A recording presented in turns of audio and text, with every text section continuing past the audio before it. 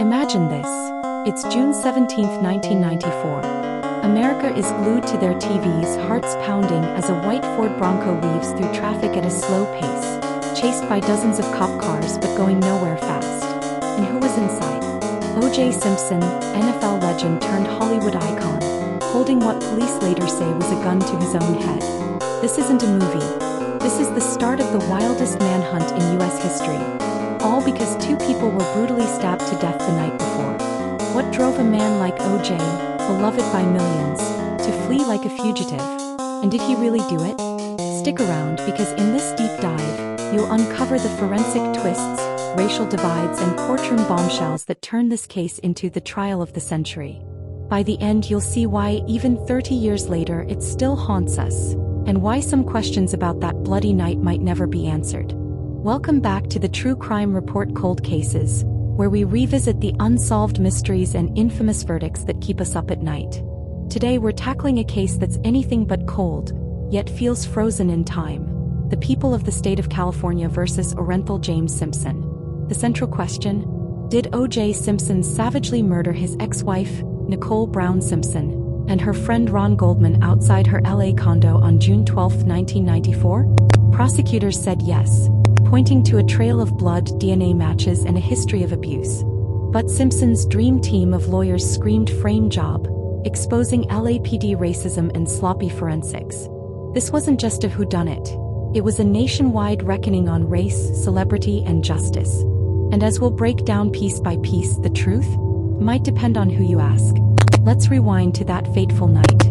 Nicole Brown Simpson, 35, a former waitress who'd married O.J. back in 1985, was found stabbed multiple times outside her Brentwood condo, her throat nearly severed. Just feet away lay 25-year-old Ron Goldman, a waiter and family friend, also brutally killed with defensive wounds suggesting he fought back hard. No witnesses. No clear motive, at least not yet. But whispers of domestic violence had long shadowed the Simpsons' marriage. Nicole had called 911 in 1989, screaming, "He's going to kill me." Simpson pled no contest to spousal battery that year. Was this the tragic end of a toxic cycle? Or something more sinister? Fast forward 5 days. Simpson's charged with the double murders. He agrees to surrender, but doesn't show. Cue the Bronco chase. O.J. riding shotgun with friend Al A.C. Cowlings at the wheel, leads police on a 90-minute, 60-mile spectacle down I-405. Watched by 95 million stunned viewers. More than the NBA Finals airing at the same time, O.J. finally pulls into his driveway, a gun in hand, and surrenders peacefully. Why run if you're innocent? Prosecutors would call it consciousness of guilt. But hold on, because the real drama was just revving up. What happened next in court would expose cracks in the system that still echo today. By July 1994, Simpson's in custody, pleading absolutely 100% not guilty at his arraignment. A grand jury's dismissed over media frenzy, fearing bias, so it's straight to a probable cause hearing. Judge Kathleen Kennedy Powell rules there's enough evidence for trial. Blood drops linking O.J.'s Bronco to the scene, a bloody glove at his estate, and witness Jill Shively spotting a white Bronco fleeing the area, though her story's later sidelined after she sells it to hard copy for $5,000. Allegations swirl. Did Simpson buy a stiletto knife weeks earlier? Store receipts say yes, but it's never presented at trial after the clerk cashes in with the National Enquirer. And the media? This case was the media. The LA Times splashed it on the front page for over 300 days. Nightly news devoted more airtime to O.J. than Bosnia or Oklahoma City combined. Jay Leno's Tonight Show ran Dancing Ito's skits. Even Russian President Boris Yeltsin grilled Bill Clinton about it. Judge Lance Ito greenlights courtroom cameras. 2,237 news segments follow. But was this journalism? Or a circus? Critics say it tainted everything, turning jurors into celebrities and evidence into entertainment. As one producer put it, the biggest story I've ever seen. But with all eyes on LA, could the pressure force a miscarriage of justice? The trial's about to reveal some ugly truths. January 24, 1995. Trial starts in downtown LA's Criminal Courts building, not Santa Monica where the murders happened due to earthquake damage. That venue shift? depicts the jury with mostly African Americans, 10 women, 2 men, 9 black, 1 Hispanic, 2 white. Coincidence or game changer? Let prosecutors Marsha Clark and Christopher Darden argue a clear story. Simpson's jealousy boiled over after Nicole's recital that night. He snaps, drives to Bundy Drive in his Bronco, stabs her in a final act of control. Goldman arrives, witness silenced. They drop 108 exhibits, 61 blood drops with Simpson's DNA at the scene, 1 in 9.7 billion match odds, they claim. His blood trails from the Bronco to his Rockingham estate. Fibers from his 1993 to 94 Bronco on the victim's clothes. Rare Bruno Magli shoe prints. Size 12 Simpson size. Only 299 pairs sold nationwide. Hair matching OJ in the killer's knit cap.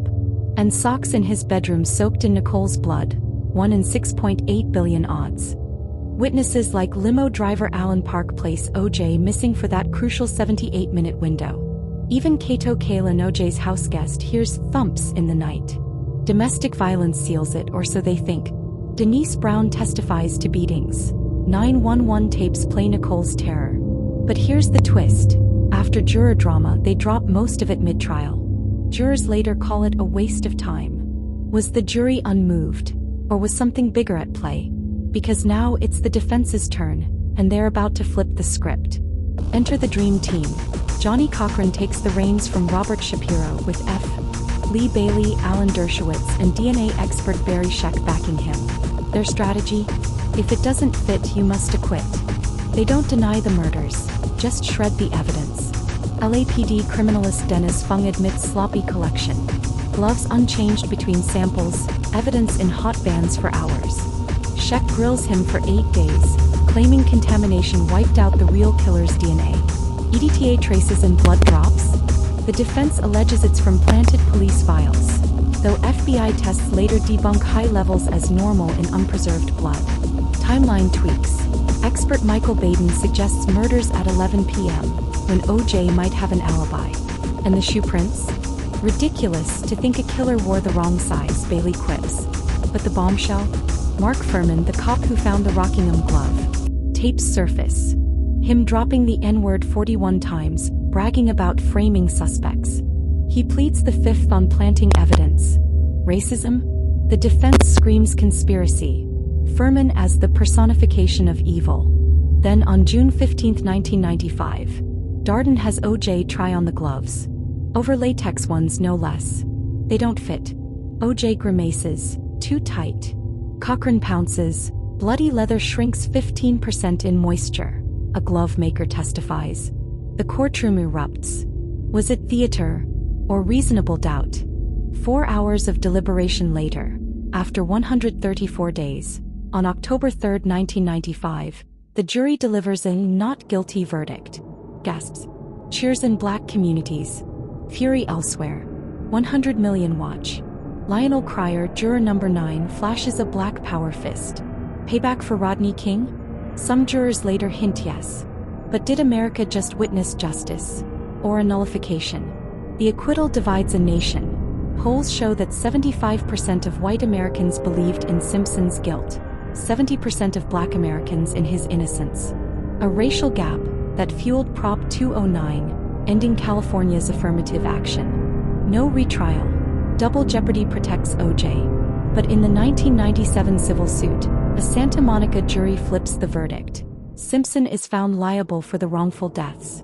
$33.5 million was awarded to the Goldmans and Browns, though they've collected only pennies, even after OJ's death in 2024 at 76 from cancer. His estate fights payouts still. Lingering questions? The LAPD never reopens the case. Modern DNA technology remains untested, due to double jeopardy. Alternate theories speculate. Drug hits tied to Nicole's friend Faye Resnick?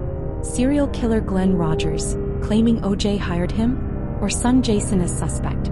Prosecutors and families dismiss them as baseless. Overwhelming evidence points to OJ alone. As juror Sheila Woods reflected years later, the evidence didn't fit, but maybe he knows more. Cold case or closed book? You decide. What do you think, framed by the LAPD or did OJ beat the system? Drop your theories in the comments. If this dive into fame, blood, and bias hooked you, smash that like button, subscribe for more unsolved sagas, and hit the bell so you never miss an episode. For more chills, check out my playlist on true crimes in America, from the Zodiac ciphers to John Bonet's case. Thanks for watching the True Crime Report Cold Cases. Stay curious, and stay safe out there. See you in the next one.